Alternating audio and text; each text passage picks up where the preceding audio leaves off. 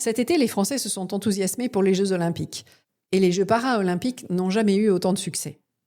Je suis extrêmement admiratif de ce que les sportifs arrivent à faire, et peut-être encore plus lorsqu'un handicap entre en jeu. Bonjour à tous et à toutes, et bienvenue dans votre podcast de psychoéducation Psy-Neuropsy. Le podcast pour les femmes et pour tous les hommes qui aiment les femmes. Je suis Sandrine, psychologue et neuropsychologue. Aujourd'hui, nous allons nous pencher sur le concept de résilience. Un concept développé particulièrement par Boris Cyrulnik, psychiatre et psychanalyste. La définition rapide de la résilience est la capacité d'une personne à surmonter des chocs traumatiques. Concrètement, si un événement de vie douloureux vous arrive, plus vous serez résilient et plus vous parviendrez à surmonter ce qui vous est arrivé pour continuer à vivre et à être heureux dans votre vie malgré cet événement-là. Je reçois aujourd'hui Flora Vautier, une jeune femme solaire et tellement résiliente. Le visage de Flora ne vous est certainement pas inconnu. Elle a remporté la médaille de bronze aux Jeux paralympiques de ping-pong en double cet été avec son coéquipier Florian Mérien. Mais cette victoire est l'une des étapes d'un parcours remarquable. Je vous invite à découvrir l'histoire de cette formidable jeune femme. Bonjour Flora. Tu es une petite fille qui arrive à Vence. Tu as quel âge quand tu arrives à Vence, en fait, quand tu déménages, que tu es du Nord à la base? Ouais, après on est vers mes 1 an, on est parti vers Menton. D'accord. Et je suis arrivée à Vence en dernière année de maternelle. D'accord, donc tôt, en fait. Je pensais que tu avais déménagé beaucoup plus tard. Non, tôt. Et la séparation de tes parents, c'est vers quel âge, du coup? Je dirais que j'avais 2 ans. Ah oui, donc tu les as quasiment jamais vus Moi, ensemble. j'ai 0 souvenir d'eux ensemble. Ok. Ouais. Et donc, du coup, dès le départ, tu vis avec ta maman ou dès le départ, il y a un peu 50-50? Ben, on a été 1 an chez mon père, donc en moyenne section. Et je m'en souviens pas. Mm. Et puis après, on allait toutes les vacances scolaires chez mon père et ma mère a eu la garde. D'accord. Bon, bah donc du coup, tu grandis plutôt dans les Alpes-Maritimes. Et si j'ai bien Ouais. compris, tu es une petite fille déjà très sportive, en fait. Ouais, je faisais de la GRS. Et avec une ambition particulière ou? Bah, en fait, j'en faisais déjà en compétition, donc on avait déjà fait les championnats de France et tout. Avant, il y avait une règle, selon l'âge, on pouvait pas faire de l'individuel, donc on avait que du par équipe. Et donc l'année de mon accident, c'est là où j'avais commencé à faire, de l'individuel. Et voilà, franchement, on s'amusait, c'était on avait une bonne entente avec le club, avec, mes partenaires et tout. Du coup, c'était vraiment bon délire. On faisait quand même, on va dire à haut niveau, mais à au petit niveau parce qu'on s'entraînait presque tous les jours, le week-end et Ah oui, quand tout. même. Mais bon, c'est un sport qui est dur, donc je sais pas si j'aurais pu aller, très haut ou quoi, franchement, j'en sais rien. Mais en tout cas, j'aimais ça, quoi. Oui, oui, donc tu étais déjà quelqu'un de sportif, quelqu'un qui était dans la compétition. Enfin voilà, c'est déjà, c'est dans tes gènes, Ouais, si ouais, je puis dire. carrément. T'es né avec et ça a toujours été le domaine dans lequel tu t'es éclaté, le sport. Ouais, Bon, il arrive ce fameux jour. c'est ça, le 2 octobre 2015. Ouais, je me rappelais que c'était en octobre 2015, effectivement. Donc le 2 octobre 2015, est-ce que tu veux que je résume ce qui s'est passé ou tu le fais? Bon, je peux le faire. Vas-y. Du coup, bah, la voiture, elle a fait un aquaplaning, donc on se dirigeait vers l'aéroport, pas loin d'arriver, il y avait beaucoup d'inondations et tout, donc on perd le contrôle de la voiture. Moi, j'ai plus beaucoup de souvenirs, je me souviens, un peu que, la panique surtout, donc de ma mère qui conduisait, je me souviens qu'on voit un minibus ou une voiture arriver en face, mais ça, c'est on me l'a raconté. Moi, je me souviens que mon beau-père à côté, il a mis un coup de volant donc bah, pour pas se prendre le minibus, mais en fait, vu qu'il y avait plus le contrôle de la voiture, bah, on se l'est quand même pris. Heu et puis, je me souviens que j'étais en train de m'endormir parce que j'étais fatiguée, voilà, j'étais en 6e, je dormais dans la voiture tout le temps, voilà. Et puis, que je me suis réveillée, sous la pluie dehors avec les pompiers où tout le monde criait et après coma artificiel et je me réveille, quelques jours après. D'accord, oui, donc de l'accident en soi et c'est normal, tu as assez peu de souvenirs de toute manière. Le cerveau, il garde pas tellement d'informations là-dessus. Ça, il faut le savoir. Le cerveau, il a Ouais, tendance à couper et à dire: «Non, ça, j'en veux pas, c'est trop difficile», et puis à un moment donné aussi, il y a le fait qu'il est sous le choc et ouais, il peut pas mémoriser les informations. Donc il y a les souvenirs qu'on reconstruit effectivement. Donc tu as reconstruit des ouais, souvenirs à partir de choses que l'on t'a dites. Et exactement. du coup, réveil à l'hôpital, quelques jours plus tard, c'est ça? Puisque le coma artificiel Ouais, je sais plus trop, je pense que je me suis réveillée, 1 ou 2 jours après. J'ai pas fait, 1 semaine de coma ou un truc comme ça et au début, c'était un peu, l'angoisse parce que, il y a des machines qui bipent tout le temps. Moi, j'avais pas du tout le droit à la lumière. Quand on se réveille de coma, en fait, on est dans une chambre toute noire et du coup, ça faisait vraiment bizarre. J'ai, ma famille qui venait me voir, mais c'était très restreint et en fait, tout le monde avec des blouses, des masques et tout, donc on se dit un peu: «Ouh là, mais où on est?» et alors le plus perturbant, c'est qu'il y avait un des soignants qui avait exactement la même voix qu'un pompier. Ah là, mais c'était l'enfer et du coup, en fait, je faisais tout le temps des cauchemars et tout et je savais pas ce qui m'était arrivé sur le moment. Je me revivais un peu les scènes que j'avais vécues tout le temps, tout le temps, tout le temps et puis, j'essayais, après quand, j'ai vu plus de gens, quand j'avais de la lumière et tout, ça allait un peu mieux et surtout quand on m'a expliqué ce qui se passait. Parce qu'au début, pour moi, je suis dans une chambre, je sais pas ce qui m'arrive, quoi. Mais donc, ils ont mis un petit peu de temps avant de t'expliquer ce qui t'arrive. Et puis, enfin, moi, ce dont je me souviens à ce moment-là, c'est que vous étiez trois à être hospitalisés à Mais des endroits tous différents. C'est-à-dire, ton frère était à un endroit, ta maman à un autre, et toi encore à un troisième endroit. Et il y avait effectivement, en plus, faut le dire, peut-être pas une grande amitié entre les différentes familles. Et donc, carrément. il y avait aussi à l'intérieur de l'hôpital quand même des gens qui se parlaient pas forcément ou qui n'avaient pas très envie de Ouais, se ou qui croiser. Donc, s'embrouillaient, quoi. voilà. Ouais, c'est ça. Donc, ça donnait des choses quand même assez, Fallait assez tout particulières. gérer, C'est ça. personnellement et l'extérieur. Oui, donc un moment très compliqué quand même pour une petite fille, qui à ce moment-là a Je 11 pense ans, que je c'est ça? comprenais pas trop ce qui se passait parce que, on m'expliquait au début quand on m'a dit que mon beau-père, il était décédé ou quoi, j'étais là un peu en mode: «Ah OK, mais elle est où ma mère?» Enfin, en fait, comme si ça m'avait pas touchée et je réalisais que un peu après. C'était un peu bizarre, les moments où en fait, je sentais que les gens, ils étaient plus tristes que moi, mais en même temps, ils me le montraient pas. Mais en même temps, enfin, j'ai vu une photo où il y avait des tubes de partout et tout, enfin, tu vois quelqu'un, une gamine, dans cet état-là, franchement, c'est dur. Genre moi, à l'heure d'aujourd'hui, si je vois quelqu'un dans cet état-là, je me dis: «Waouh, c'est compliqué» et en fait, on réalise pas trop. Moi, sur le coup, j'avais une compétition de GR, le week-end d'après. Moi, je me suis dit: «Mais c'est bon, tranquille, je sors, je remarche et voilà, il m'est arrivé ça, mais c'est la vie, quoi». Mmh. Donc j'avais du mal à réaliser. Quand est-ce qu'on te dit qu'effectivement tu vas pas pouvoir remarcher tout de suite? En fait, on me le dit jamais et on me l'a Ah ouais? jamais dit. Parce que, au début, donc il y a quelques kinés qui venaient dans la chambre et tout pour essayer, en fait, au début, du nombril, je sentais plus rien. Genre même mon nombril, je le sentais pas et tout et du coup, là, je me dis: «Oh, c'est bizarre quand même, j'arrive même pas à bouger mes jambes et tout» et en fait, on me dit pas trop parce que même les médecins, ils savaient pas. Vu que ma moelle épinière, elle a pas été touchée, du coup, on s'est dit, enfin, ils se sont dit: «Peut-être que les nerfs, ils vont repousser, on sait pas s'ils sont écrasés, on sait pas s'ils sont sectionnés». Donc en fait, ils disaient: «Bah, tu vas faire de la rééducation et puis, s'il y a des progrès, c'est bien. Tu auras peut-être jamais de progrès, ça va peut-être en fait, on sait rien et peut-être que tu remarcheras, peut-être que tu remarcheras pas et tout». Du coup, je faisais beaucoup, beaucoup de rééducation et tout et ainsi, je me suis mis au sport après. Mais jusqu'à aujourd'hui, enfin, on m'a jamais mis un verdict comme quoi j'avais pas remarché, quoi. Je me le suis fait toute seule, avec les années. Oui, mais en fait, la rééducation, elle a duré quand même pas mal de temps. C'est-à-dire que pareil, à ce moment-là, tu as 11 ans, on c'est quoi la rééducation? C'est, 2 ans durant lesquels tu es quand même chez toi ou tu es qu'en centre de rééducation? J'ai fait 2 ans en centre de rééducation non-stop. 1 an où je dormais là-bas, 1 an où, j'étais en hôpital de jour, mais je dormais chez moi, mais je faisais l'école et la rééducation, donc tous les jours, au centre de rééducation et 1 an où j'allais, tous les jours chez le kiné au centre de rééducation, mais par contre, j'allais au collège avec tout le monde.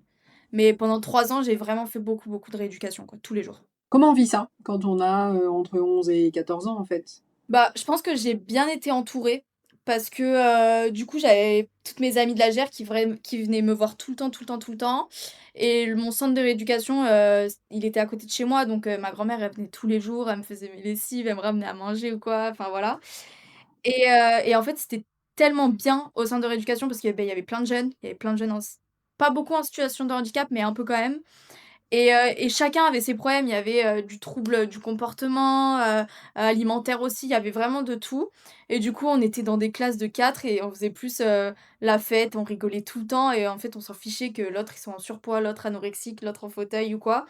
Du coup, on était tout le temps à, sourire, on faisait de la chanson, j'ai appris à coudre, j'ai appris à faire plein de trucs là-bas Et du coup, on faisait tout le temps plein de trucs, donc on se posait pas la question de savoir, bah, moi, mon seul objectif, c'est de remarcher. Donc moi, j'allais tout le temps au kiné pour remarcher. Dès que je faisais un petit progrès ou quoi, bah, tout le monde qui était trop content, on le partageait tous ensemble et tout. Donc je me disais: «Bah, il y a pire», parce qu'il y en a, ils étaient dans leur chambre, ils pouvaient pas sortir ou quoi, ils parlaient pas, machin.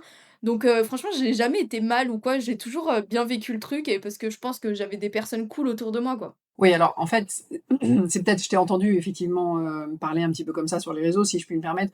Je pense aussi que ça vient vraiment de toi. Enfin, faut rendre à César ce qui est à César. C'est-à-dire, certes, peut-être que tu as eu un entourage, qui était très favorable et vraiment tant mieux. Mais je connais l'endroit où tu es allé, tous les enfants ou tous les ados qui y étaient réagissaient pas comme toi quand même. Faut dire ce Ouais, qui est. Il ouais. y en avait quand même qui avaient pas, ton côté positif. Donc, c'est une immense force que tu as et qui est en toi. Parce que c'était, tu au cadran solaire, c'est ça? Ouais. Ouais, les cadrans solaires, c'est quand même pas enfin, pour le coup, voilà, j'avais mon cabinet à Mons, donc j'en ai connu un certain nombre qui étaient au cadran solaire. Tout le monde n'était pas aussi positif que toi, donc Oui, oui, oui, non, mais carrément et puis, bah, il y a eu plein de tentatives de suicide, de machin et tout. Mais du coup, je me disais: «Bah, il y avait pire, quoi». mais donc du coup, tu dis: «Je me suis fait une idée toute seule du fait que je ne remarcherai pas», Ouais, mais vraiment longtemps après quand même. Quand j'ai commencé à rencontrer d'autres personnes en situation de handicap, et puis en fait au final, au bout d'un moment, bah, je voyais j'ai eu des améliorations, j'ai eu beaucoup de progrès ou quoi, ou maint j'ai gagné beaucoup en sensibilité ou quoi. Je pouvais faire des tests qui allaient me dire, si mes nerfs repoussent pas ou mais apparemment ça faisait mal. En fait, je me suis dit: «Bah, on verra bien». Si je remarche, bah, tant mieux, hein, évidemment. Mais j'ai pas voulu me prendre la tête. J'ai rebasculé dans le tennis de table et au moins je me posais d'autres questions que si j'allais remarcher, pas remarcher ou quoi et voilà. oui, donc à un moment donné, tu t'es dit, «Je vis comme ça et je l'accepte Ouais et on verra ce que la vie m'apporte, mais je prends et ce du que coup, je j'ai dois». arrêté la rééducation, j'ai tout arrêté. D'accord et aujourd'hui, tu es plutôt heureuse d'avoir fait ce choix-là? Ouais, ouais, ouais, ouais. Et le tennis de table, alors, du coup, tu le racontes effectivement que c'est arrivé un peu par hasard sur ton chemin, c'est ça? Bah, ouais, c'est ça, au centre de rééducation, du coup, bah, on faisait des sports, il y avait des petites activités d'organiser ou quoi et donc au début, on m'avait fait essayer le basket. Moi, j'adorais le basket, vraiment, je voulais trop, trop faire du basket mais bon, c'était à Nice Nord, donc c'était vraiment loin pour y aller, le soir et tout. On rentrait genre à 23h, il y avait l'école le lendemain. C'était l'enfer. Du coup, après j'avais essayé un peu de tennis de table, en mode, fit ping. On faisait un peu de gym, dans un club à Villeneuve-Loubet et après on faisait 10 minutes de tennis de table. Vraiment, il y avait pas plus et de toute façon, moi, le tennis de table, c'est vraiment pas ce que j'aimais. Donc on était là, on rigolait, j'étais avec, que des vieux, enfin voilà, donc c'était marrant. Et après, bah, du coup, ça parle très vite, hein, dans la région ou quoi, «Oui, il y a une jeune au tennis de table et tout». Donc il y a un entraîneur tétraplégique, qui était un ancien joueur, donc qui est venu, au club pour me dire: «Oui, f ça te dit que je t'entraîne et tout les samedis matins?» Enfin, alors moi j'ai dit: «Pas du tout», quoi. Je voulais vraiment pas. Ma mère, elle m'a dit: «Bah, essaye une fois au moins et puis tu verras bien, quoi». Et puis j'ai essayé et en fait, on s'est super bien entendus et tout. Je dis: «Bon allez, je vais essayer, ça va me faire une activité» et puis, bah, voilà, aujourd'hui. Ouais, mais ce qui est chouette, c'est qu'en fait, à chaque fois, finalement, j'ai l'impression que ce qui compte vraiment pour toi, c'est l'humain, en fait. À chaque fois, tu parles Ouais. du groupe, à chaque fois, tu parles des gens que tu rencontres, à chaque fois, tu parles de. Il y a une immense tolérance dans ce que tu dis, c'est-à-dire, au fond, bah, il y en avait qui étaient anorexiques, il y en a qui ont fait des tentatives de suicide, il y en a, voilà. Il y a un côté très. Voilà, il y a plein de gens, plein de Ouais. différences et tout, mais c'est chouette de rencontrer tous ces gens-là. Et finalement, si je fais du tennis de table aujourd'hui, c'est juste parce qu'un jour, j'ai rencontré un mec super cool et que. Voilà, il passait un moment, enfin, échanger avec lui autour du tennis de table, finalement, c'était cool, mais voilà, enfin, c'est vraiment de l'humain dont tu parles, c'est plus que réellement du sport Bah, moi, je lui-même. me vois pas, m'entraîner et passer autant de temps avec la personne ou quoi, si je m'entends pas avec la personne. Moi, mes entraîneurs, faut vraiment que je m'entende bien avec et pareil, mon milieu de vie, enfin, partout où je vais, pour moi, c'est trop important je suis très solaire, très, sociale et tout, donc c'est trop important de rigoler avec la personne et pas d'être dans un endroit blasé, où je me force à faire quelque chose. Genre, moi, j'arrive pas. Oui, oui, non, mais enfin, j'avais bien compris qu'effectivement, tu avais besoin, mais ce côté vraiment humain, il est juste génial parce que c'est une vraie leçon de tolérance. C'est-à-dire que, en fait, finalement, tu regardes pas la surface, tu vas plus loin. Tu es capable aussi de t'adapter à plein de choses. Parce qu'au fond, tu voulais faire du basket, tu te retrouves à faire du tennis de table, parce que tu as rencontré un humain avec lequel tu matches, quoi. Ouais. Donc c'est fou quand même. un peu. Non, tu crois pas? Non. Ouais, ouais, carrément. Déjà, c'est fou que je fasse du ping, donc oui. C'est bien. Elle est championne et elle dit: «Oh mais finalement je suis arrivée là vraiment totalement par hasard. On sait pas très bien ce que je fais là, peut-être que je pourrais être C'est ailleurs». ça. Mais bon, en tout cas, ce qui est humainement, je trouve que c'est assez dingue effectivement de réagir comme ça parce que c'est super rare d'avoir des gens qui mettent l'humain avant toute chose.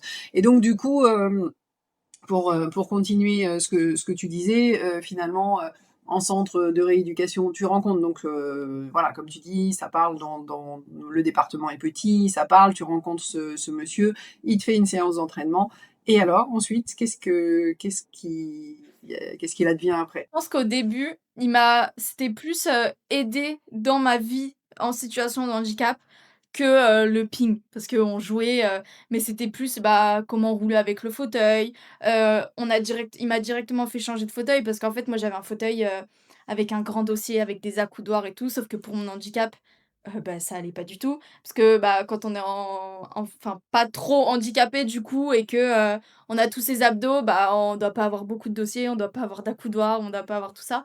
Mais moi, je voulais rien changer, hein. Moi, je lui avais dit: «Non mais pas du tout, moi je veux que garder mes accoudoirs, je suis bien». Mais j'étais vraiment dans un fauteuil, déjà un fauteuil de grand-mère et puis où on bouge pas, c'est pas du tout un fauteuil sportif. Il m'a dit: «Bah, si tu veux commencer à faire un peu de sport, il va falloir changer et tout».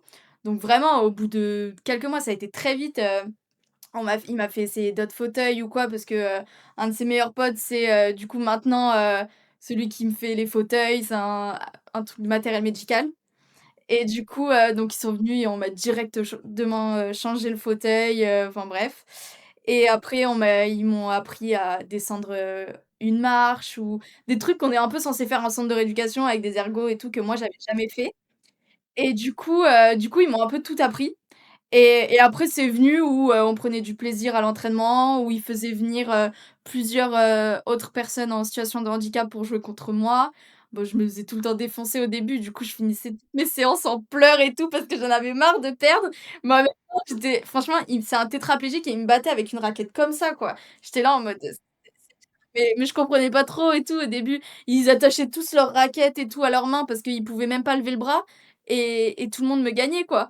Mais bon, on rigolait, on s'entendait bien et du coup, je pense ça m'a un peu motivée à progresser pour arrêter de battre des handicapés comme ça. Oui, donc il t'a challengé en fait? Ouais, ouais, ouais et puis ouais, en fait, il a vraiment monté tout un groupe autour de moi et pour que tout le monde essaye de me faire progresser, où il m'entraînait beaucoup, ou quand je réussissais pas à tenir la balle, ben je devais rouler avec le fauteuil et revenir. Enfin, il me faisait des petits challenges comme ça et puis quand tu es jeune, je pense c'est ce que tu aimes bien avec des petits défis de couleurs, des petits trucs comme ça et tout et puis du coup, bah, on rigolait et puis on s'est tellement bien entendus qu'en fait, ça a matché, quoi. Ça veut dire que durant quasiment 2 ans et demi, 3 ans, tu as été très peu chez toi, en fait? Très peu, parce que tu étais très jeune. Tu dis: «J'ai passé, 1 an où je dormais en centre de rééducation» et cetera. Ça veut dire qu'à ce moment-là, tu es partie de chez toi, tu as plus vécu, dans ta famille, à ce Ouais. moment-là? Bah, du coup, quand j'étais en centre de rééducation, au début, j'ai vraiment mis très longtemps à avoir une permission pour sortir.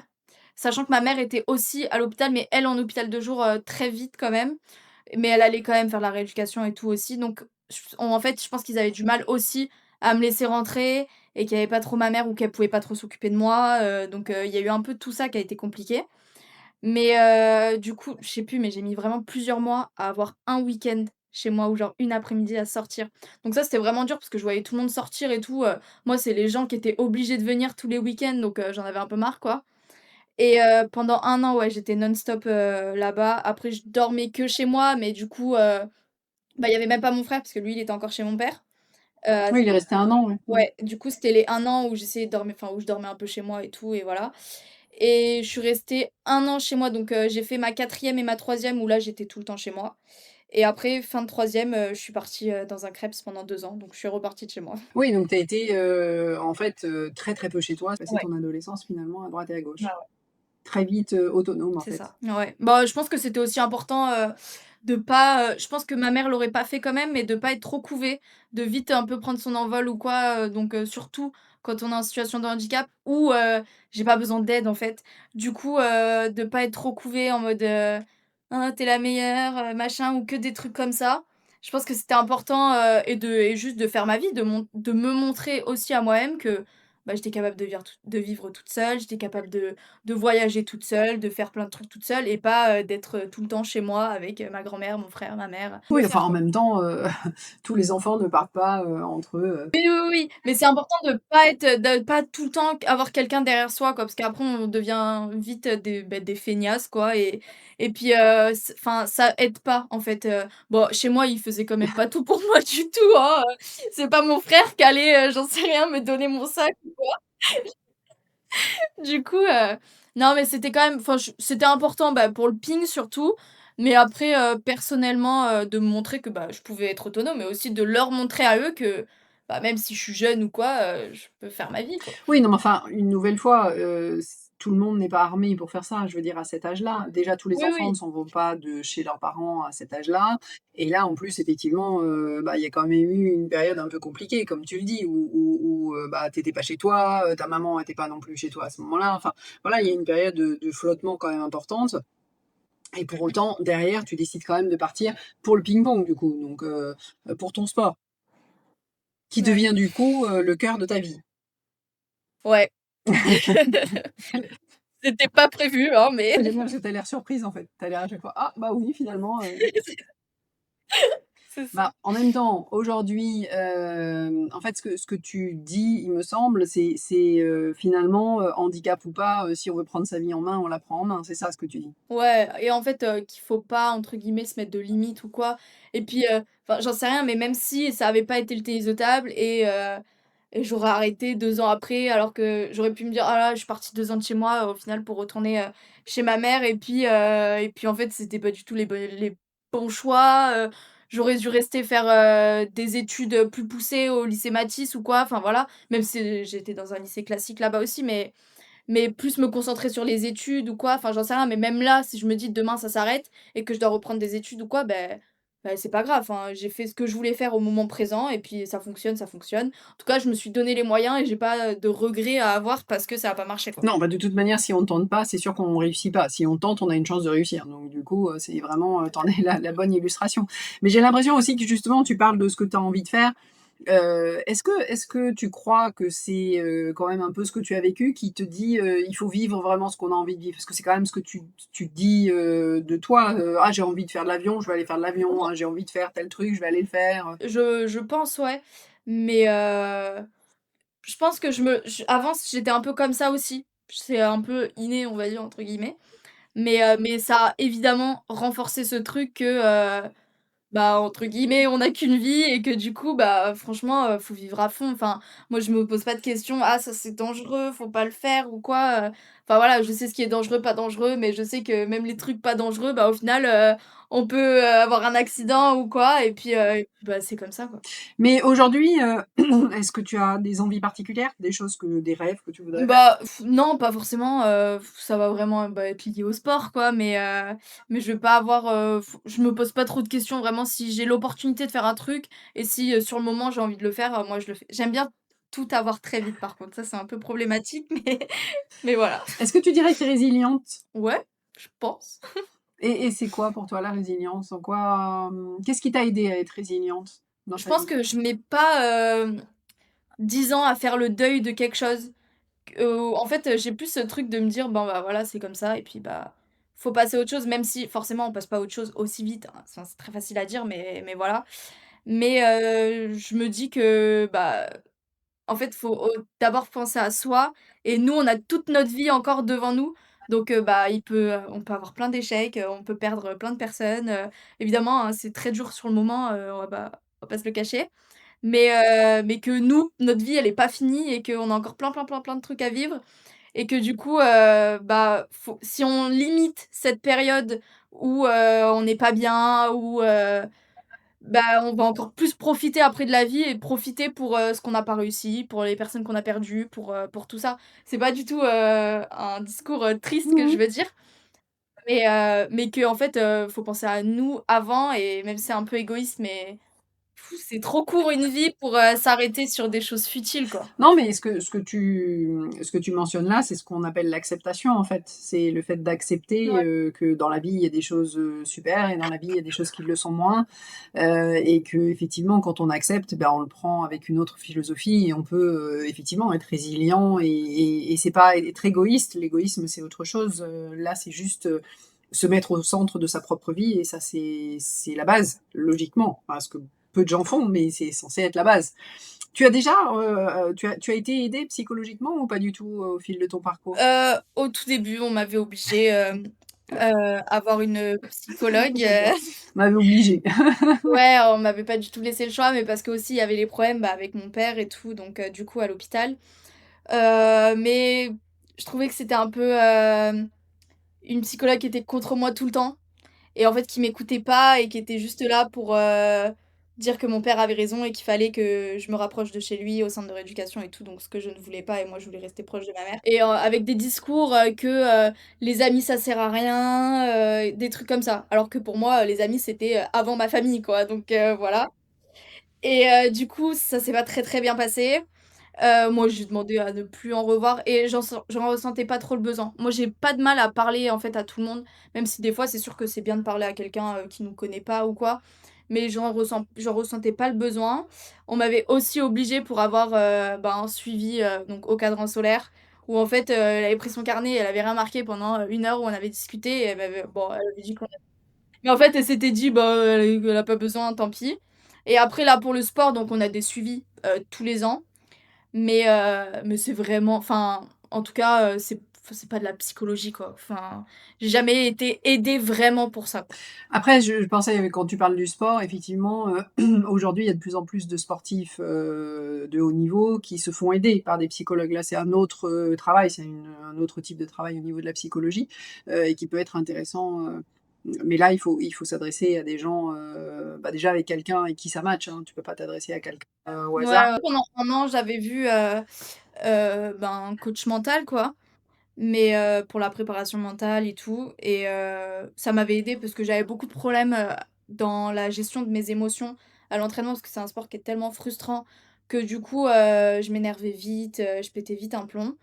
Et du coup, j'avais ressenti le besoin là de me faire aider pour avoir des clés un peu à ce moment-là, comment faire. Et 1 an avant les jeux, bah, j'avais décidé d'arrêter parce que, déjà ça tournait en rond, enfin on n'avançait plus. J'avais fait je pense mon chemin avec cette personne. Et puis je me disais aussi que j'étais jeune et qu'il fallait que je me fasse mes propres expériences et que j'avance par moi-même parce que d'avoir tout le temps de compter tout le temps sur quelqu'un qui te dit: «Tu dois faire ça, tu dois réagir comme ça», au bout d'un moment, c'est bien au début, comme ça tu sais ce qu'il faut faire, tu as les clés, mais après je préférais me laisser guider et si là j'en Mmh. ressens le besoin, bah, je le ferai, mais Bon, les jeux, c'était comment? bah, c'était trop bien. Ouais, franchement c'était incroyable.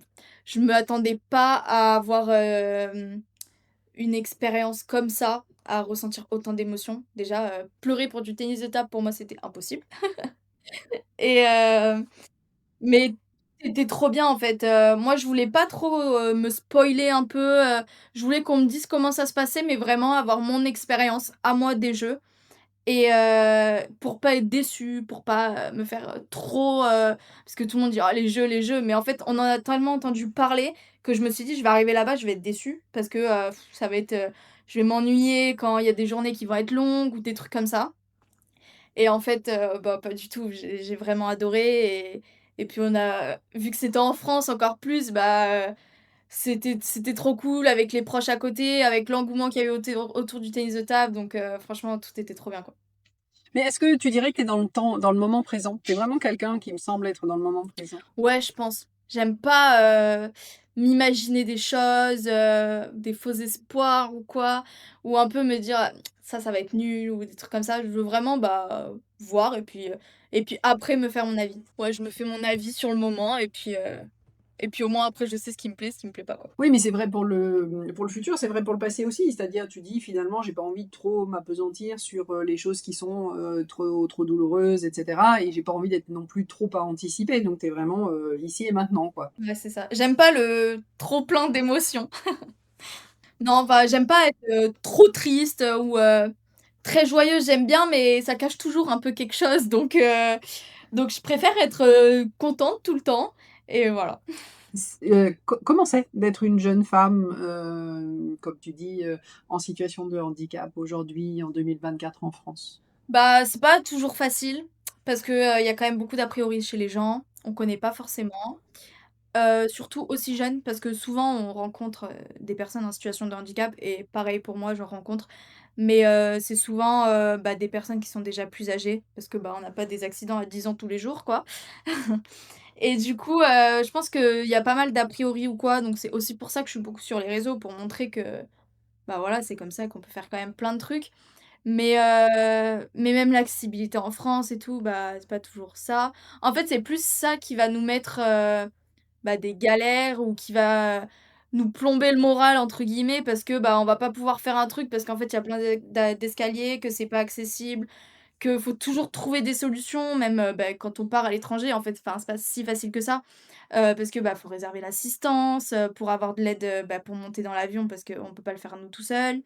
Il y a plein de trucs en fait à anticiper alors que, j'en sais rien, si on veut prendre le train, dans 1 heure en étant valide, bah, je réserve le train et j'y vais et je m'en fiche. Alors que nous, faut réserver l'assistance 24 heures à l'avance, faut regarder si les places Handy sont dispo parce qu'il y en a souvent 1 ou 2, enfin, il y en a souvent pas beaucoup avec le fauteuil. Donc, il y a plein de trucs en fait à anticiper tout le temps, tout le temps, tout le temps. Donc même quand on part en voyage, faut vraiment, tout cadrer, quoi. Et le regard des gens, aussi? C'est difficile parfois, le regard des gens? Bah, moi, je trouve pas. En tout cas, ça me dérange pas. Je suis plus, et je le disais souvent à ma mère au début parce que, c'est un peu pour ça que je voulais pas trop aller au collège, retourner dans mon collège parce que, bah, les gens ils me connaissaient avant donc, ils allaient se dire, ou surtout avoir des regards un peu insistants, et ce que je trouve normal parce que j'aurais sûrement fait la même chose sans connaître mais en fait, j'avais dit à ma mère: «Bah, écoute, si on me regarde, c'est qu'ils me trouvent jolie et puis moi je suis contente, quoi» et du coup, bah, on en rigolait et puis en fait, genre je continue comme ça et puis même si, il y en a beaucoup des fois dans la rue, «Ah mais tu as eu quoi? Oh bah, bon courage». Bon là, je réponds pas parce que, c'est de la perte de temps et puis, bah, si on regarde franchement, je passe à autre chose, quoi. Oui, donc tu restes assez, éloignée du regard des autres. Le regard des autres, tu les Ouais, laisses penser ce qu'ils veulent et tu t'en fiches. ouais, c'est ça. Mais c'est fou quand même parce que tu as intégré beaucoup de choses que je me disais en préparant, ce rendez-vous-là que finalement, c'est vrai, tu es dans un fauteuil, mais moi par rapport aux gens que je rencontre, d'une certaine manière, tu me parais beaucoup moins en situation de handicap que ces gens-là. C'est-à-dire qu'il y a plein de gens qui sont enfermés dans leurs peurs, enfermés dans leurs stéréotypes, enfermés hem dans la peur du regard des autres, dans la peur de vivre en fait, hein, Ouais, voilà carrément. et toi en fait, tu es vraiment tu le dis, tu as conscience, hein, du fait que tu es solaire, du fait que tu croques la vie à pleines dents et cetera. Mais finalement, tu es plus libre que plein de gens qui en fait se croient libres et ça c'est assez fantastique quand même parce que, en première intention, on pourrait se dire: «Oui, bon, bah, c'est elle qui est en situation de handicap», mais sincèrement, moi, je vois des gens qui sont beaucoup plus handicapés que toi, hein. Bah, je pense que déjà, quand on a accepté tout ce qui nous est arrivé, quand, on est passé à autre chose, quand on fait sa vie, on a entre guillemets «ce devoir» et je me sens obligée d'avoir ce devoir de montrer que, même s'il y a des galères et des fois ça va être relou et puis, évidemment, hein, si demain on me dit de remarcher, bah, je dis oui tous les jours.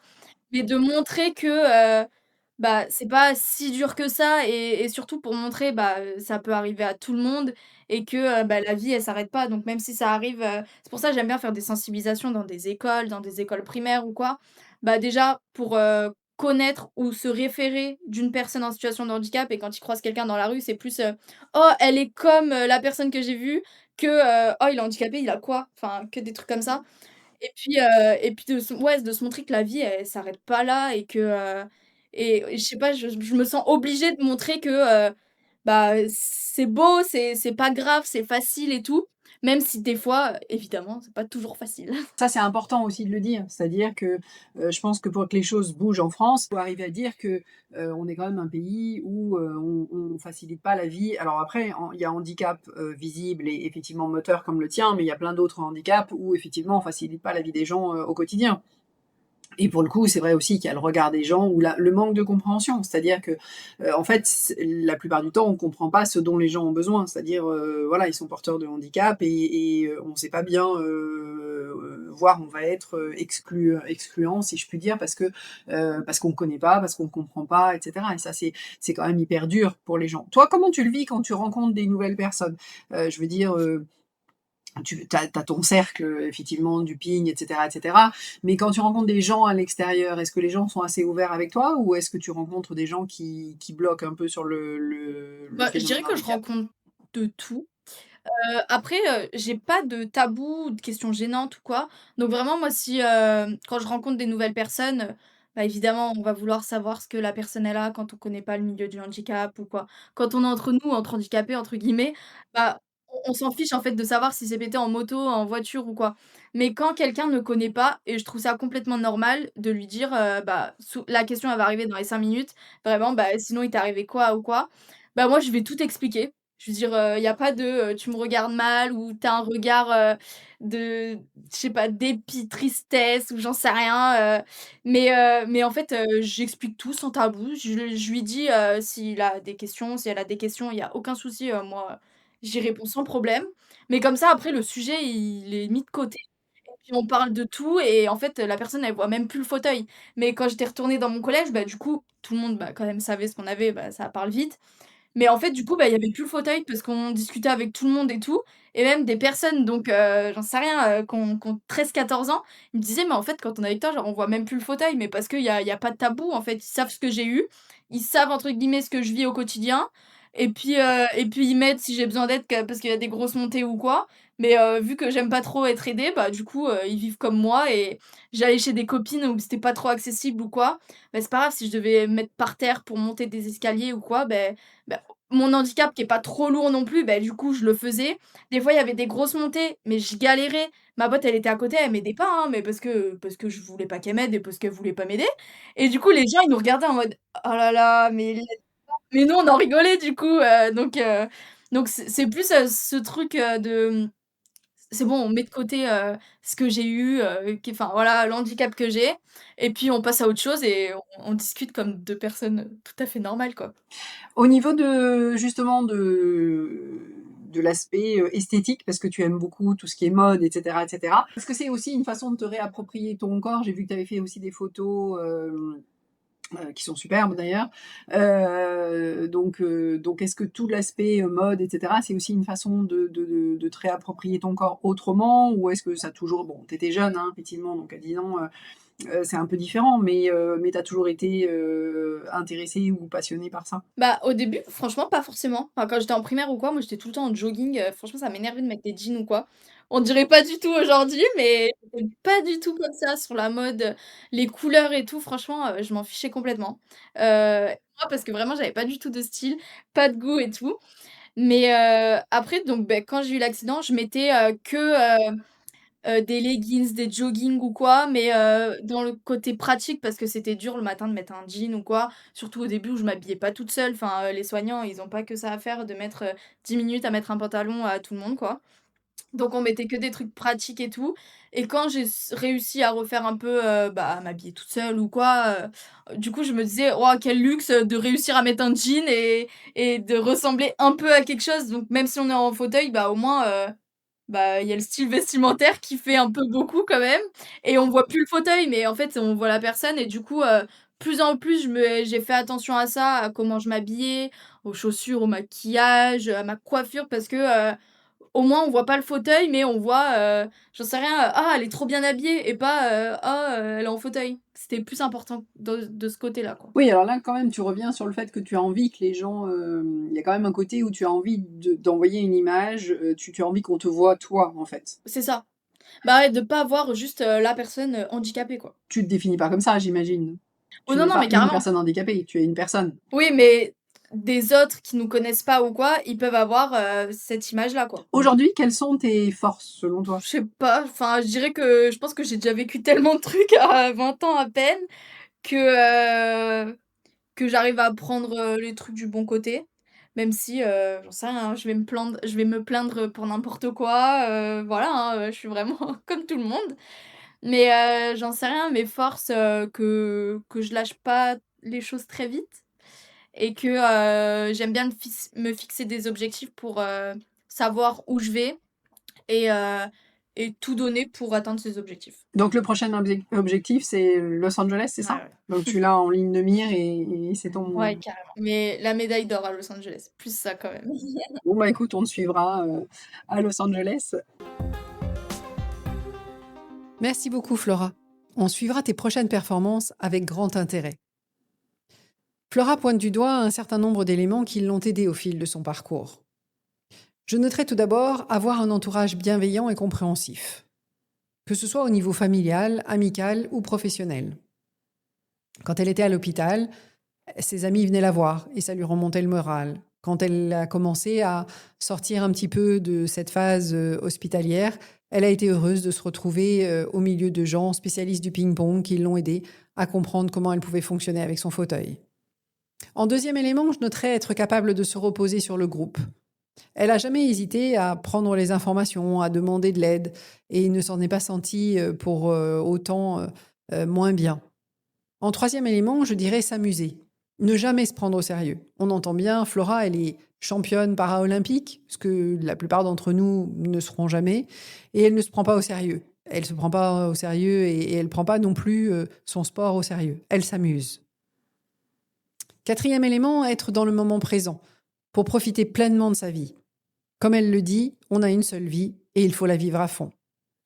Et enfin, cinquième chose qu'elle a faite de manière très spontanée, c'est travailler sur l'acceptation.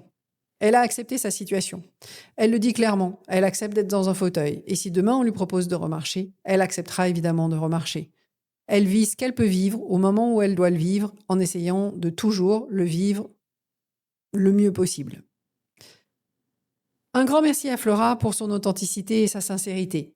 Ce témoignage est à écouter sans modération, à chaque fois que l'on commence à trop ruminer sur un présent qui ne nous satisfait pas pleinement.